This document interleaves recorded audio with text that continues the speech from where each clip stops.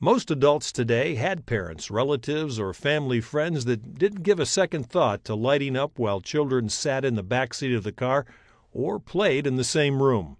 I remember coming home as a teenager and seeing my dad watching TV, and there was just a smooth level of smoke just floating in the house about head level, and it was constantly that way. I lived in a virtual gray cloud for probably the first 10 years of my life.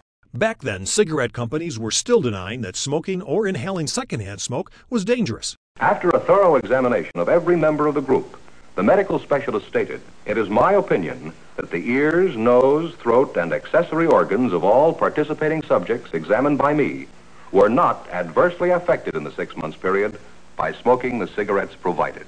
In fact, before Congress in 1994, cigarette companies denied that cigarettes cause disease at all. I don't think that my mother knew. At least I'd like to think she didn't know that it was dangerous. I just think it was part of the culture. I don't think there was a lot of public awareness about the dangers of secondhand smoke. It was still the Marlboro Man, Cary Grant era, and smoking's just what people did.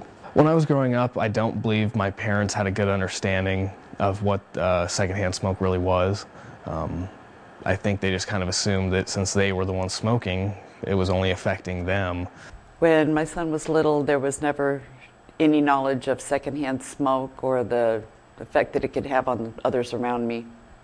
Today, we know better about a lot of things. Most importantly, we know that secondhand smoke kills. Secondhand smoke is a combination of the smoke coming from the burning end of a cigarette, cigar, or pipe, and the smoke exhaled by the smoker. It kills more than 50,000 non-smokers each year. That's about the same number of people as die from murder, drugs, and AIDS combined, making secondhand smoke the third leading preventable cause of death.